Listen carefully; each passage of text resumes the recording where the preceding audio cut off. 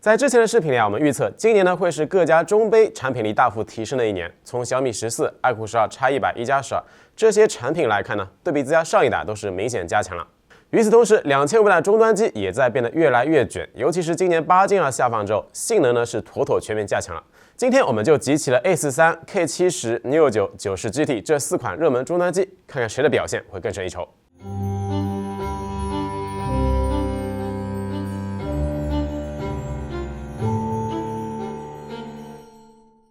去年A42率先在这个价位上卷起了质感，打的 K60系列呢是一脸懵逼。今年各家显然是有备而来，一个典型的例子呢就是屏幕大塑料支架全部给去掉了，既降低了成本，又提升了颜值一举两得。iQOO Neo9、荣耀90GT 都是素皮版本，中框呢为塑料材质。不过 Neo9 其他颜色版本呢为玻璃后盖，荣耀90GT 其他颜色版本呢则是塑料后盖。设计上 ，Neo9 去掉了家族式的云阶，变成了2个独立镜圈。素皮版本左右拼接部分的纹理细节呢还不同 ，Neo 的标识呢也进行了淡化处理。总体上来说我觉得会比上一代更加耐看，就是正面屏幕这个摄像头开孔偏大了些。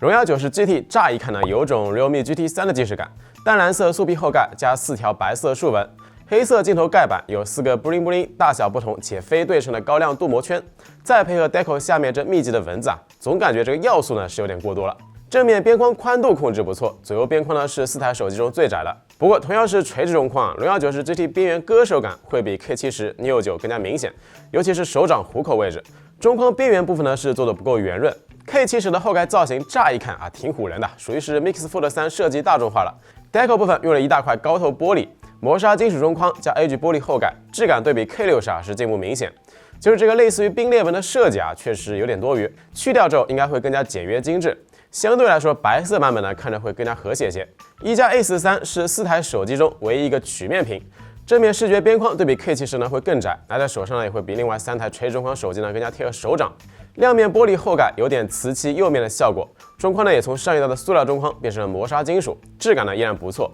就是这个后摄 Deco 造型说实话我是真的有点看腻了。可能是 A43镜头凸起不多的关系，中框过渡到镜头模组时，缝隙控制呢明显比1+12更好。我们手上这台也没有明显补胶的痕迹。这里呢，我觉得也存在一个讨论点，那就是在大家普遍取消大塑料支架的情况下，这个价位机型你是更喜欢 A43这种曲面屏，还是另外3款的直屏呢？可以走一波弹幕。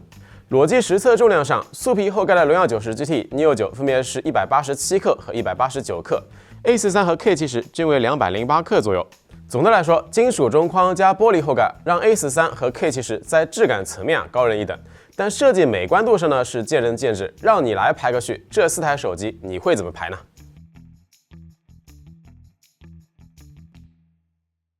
？4台手机的核心 SoC 都是骁龙8 Gen上一年旗舰芯片，第2年直接下放到终端，是一个不错的策略，既省去了重新流片设计高性能7系列的成本，也降低了手机厂商对于新平台的优化难度。日常调度上 ，Neo9、A43应用打开加载环节，中核大核呢都可以跑到 2.8GHz 加 3.19GHz， 应用内也没有限制频率。不过 A43应用内中核大核呢很少同时飙到最高频率。K70和荣耀90GT 应用人启动时，分别是 2.71 加 2.96GHz 和 2.8 加 2.96GHz。应用内的子页面点击加载倒是没有做频率限制，最高可以到 2.8GHz 加 3.19GHz。用非跑分版名单的 J886 测试 ，Neo9 的日常多核性能呢为5095，其他几台机子在4900到5000左右，差距呢很小。连续5次多核稳定度方面 ，Neo9 和 A43平均成绩呢在4900左右，表现呢略强于 K70和荣耀90GT。日常的流畅度方面，4台机子总体上呢都算挺流畅，毕竟8 Gen 本身的能效 OK， 各家在旗舰平台上的优化呢也将近了1年。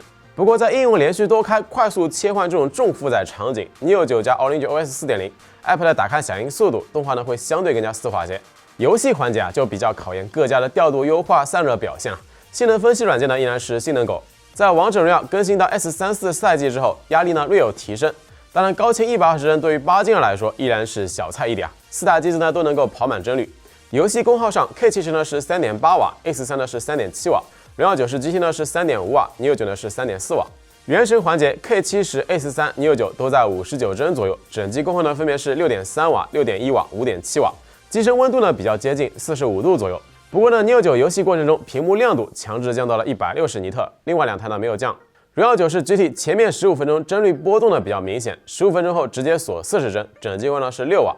查看 CPU 调度，游戏过程中，荣耀90 GT 大多数时候呢是靠4个中核来负责运算，大核的调度机型呢就一般了，15分钟触发温控 ，CPU 开始降频。此后，大核呢大多数时间锁在0.86 吉赫兹，20分钟平均频率呢是1.74 吉赫兹加1.03 吉赫兹。星穹铁道方面 ，A43 平均呢是57.8帧，前面15分钟帧率要比 K70 呢来得更稳。一个呢是在50到60间来回波动，一个呢则是45帧到60间来回波动。15分钟之后 ，A43 呢触发了温控，帧率波动开始变得更大，这一小段呢是不如 K70 来得稳的。整机功呢是7瓦，机身最高温度呢分别是47度和46度。Neo 9的整个帧率曲线波动其实和 K70 呢比较接近，平均帧率呢略高为57.4帧，但是游戏过程中屏幕亮度还是强制降到了160尼特，整机控呢是6.9瓦，机身温度呢是48度左右。荣耀90 GT 前面7分钟在50到60间来回波动，7分钟到15分半呢是45到60间来回波动，之后呢是锁了50帧上限，会在42帧到50帧之间来回波动，平均呢是54.9帧，整机控呢是6瓦，机身最高呢是47度左右。游戏环节 ，Ace3 呢总算是一改之前 Ace2 Pro 的疲软综合表现的最强。K70 的实际性能释放和 Ace3 呢比较接近，都在7瓦左右。星穹铁道的帧率表现呢略输 Ace3。Neo 9的游戏帧率表现不错主要问题呢还是容易降亮度。荣耀90 GT 高负载游戏表现呢就相对最弱了。因为王者荣耀负载压力变化，以上机型的续航呢我们全部重新复测了一下，最终亮屏续航成绩分别是 iQOO Neo 9是7小时20分 ，Ace3 呢是7小时01分。K70 6小时18分，荣耀90 GT 呢是6小时12分。Ace3 和荣耀90 GT 都是100瓦 ，K70 和 Neo 9呢都是120瓦，但是在短时间的回血速度上，反而是一加 Ace3 最强。15分钟快充电量呢是15.7瓦时，完整充满5500毫安时电池也只需要24分钟。K70 呢次之，15分钟回血电量呢是14.78瓦时，完整充满5000毫安时电池耗时呢是23分钟。Neo 9第3，荣耀90 GT 这个100瓦相对最慢，15分钟快充电量呢是10.95瓦时，完整充满5000毫安时电池耗时呢是32分钟。4台手机的屏幕均来自国产其中 K70 呢为2K 分辨率，其他3台均为 1.5K。实测6个区块平均分值亮度上，一加 Ace3 最猛1628尼特 ，Neo 9呢是1374尼特，90 GT 呢是1227尼特 ，K70 呢是1014尼特。不过，理论全屏分值亮度呢是一回事实际日常使用激发亮度呢又是另外一回事了。K70 2万 lux 基本就可以拉满到1000尼特加，激发亮度设定呢是比较开放的。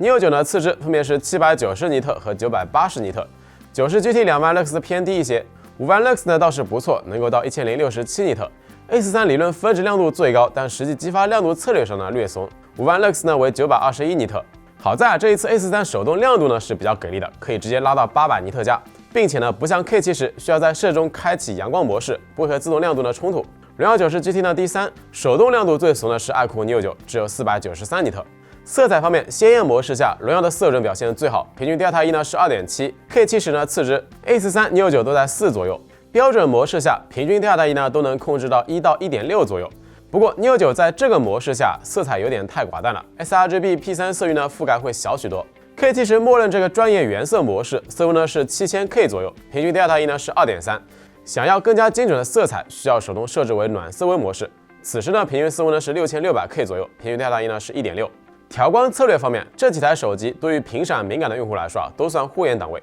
区别呢在于有些机型需要手动进行开关设置，有些机子默认设定就比较护眼了。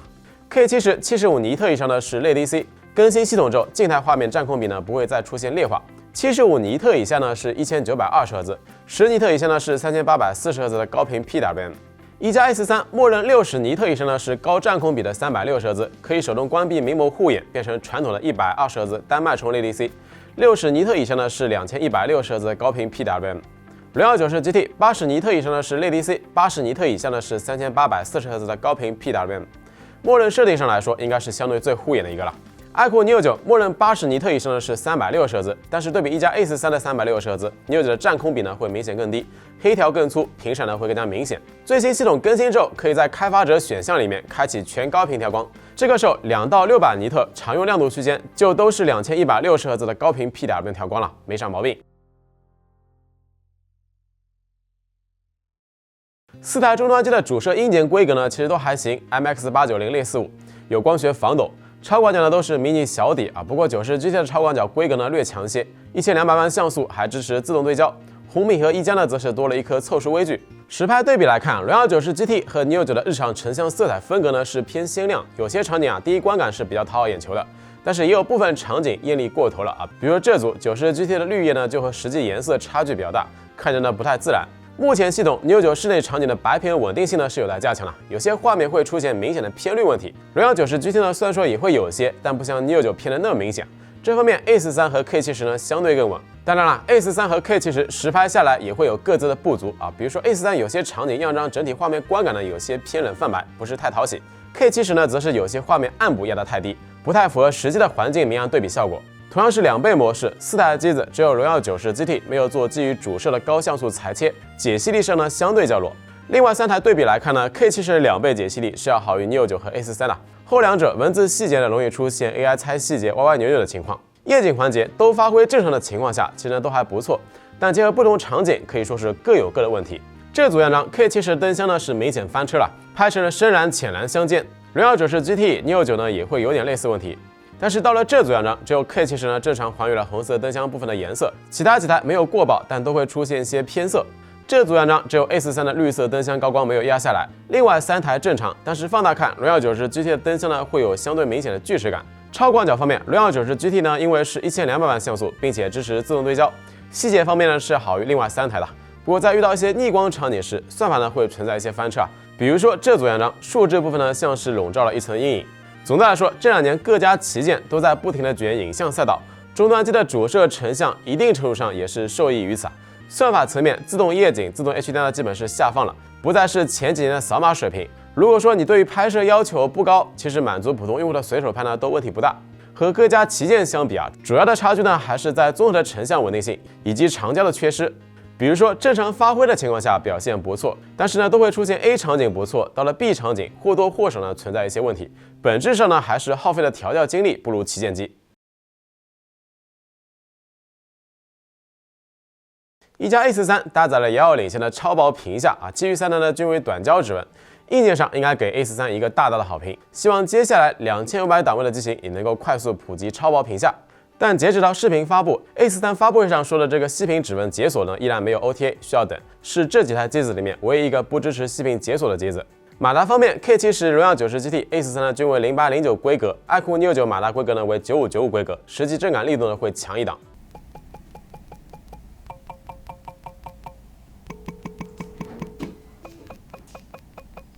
K70和一加 A43均支持3屏北斗和双屏 GPS，Neo 9和90 GT 均为双屏北斗加单屏 GPS。另外还有一点呢，就是荣耀90 GT 只有顶配 1TB 版本是 UFS 4.0 的，其余版本呢均为 3.1， 同为12加256GB， 闪存的顺序读写、随机写入速度上，对比另外3台呢存在明显差距。红外4台手机呢都标配，扬声器实际效果大家可以来听一下录制部分。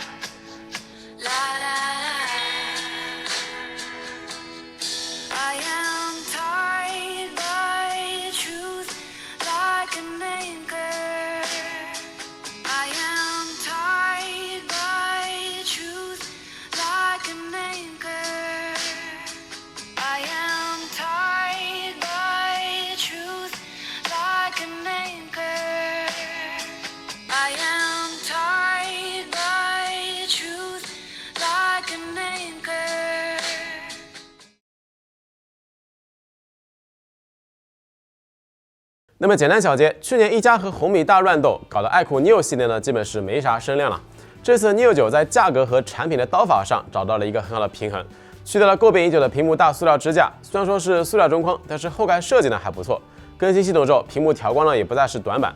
，5160毫安时加120瓦，实际续航表现优秀。9595马达震感在同价位呢也不错，关键是2299元的起售价确实比较有吸引力。目前主摄的白屏稳定性有待加强，游戏帧率没啥问题，但是容易降亮度。往年 K 系列主打的一个是2K 屏加大电池，但今年 K70 系列的堆料方向来了一个大转变，比如说磨砂 LG 玻璃后盖、磨砂金属中框，结合后摄模组造型，整体质感可能是4代机子里面综合最好的。2K 屏依旧保留，相机的综合优化在这几台机子里面呢还不错。缺点呢是续航相对于 Neo 9、A43呢要弱许多。2K LTPS 屏幕功耗呢是一方面，电池容量从 K60的5500毫安时电池变成5000毫安时是另外一方面。A43的起步售价比 K70贵了100元，多了超薄屏下，同时快充和续航呢会更加出色。这次游戏调度呢也比较猛，对比便宜300的爱酷 Neo 9，机身质感呢会更好。不过呢 A43的主要问题啊，我觉得还是产品和自家的 A42 Pro 存在一些相互打架的情况，两者的外观配置规格呢接近，体验上呢略有侧重不同。但目前 A42 Pro 同容量价格要比 A43便宜300左右。荣耀90 GT 屏幕默认色彩观感、调光护眼这块呢做得不错。正面的屏幕边框是4台手机里面最窄的，相机超广角画质略强些。其他方面对比以上这3台就没有突出的亮点了。和 A43同样是2599元的起步价，但荣耀90 GT 是塑料中框加塑料后盖，续航、快充、高负载游戏表现呢都存在一些差距，甚至闪存、GPS 北斗规格呢还砍了一刀。横向对比来看，产品力呢确实相对弱些，只能说这2年荣耀的主线还是线下，线上终端机的卷度上不如另外几家。OK， 那么以上就是本期视频的所有内容了。4台价格接近的8键2终端机，大家最终会怎么选呢？也可以在评论区留下你的观点和看法。如果觉得视频做的还不错，希望各位老铁能够点个赞、加个关注，这是我们更新视频的最大动力。同时呢，也别忘了去我们淘宝配件店逛一逛、看一看，搜罗更多优质壳膜。那我们下期视频不见不散，拜了个拜。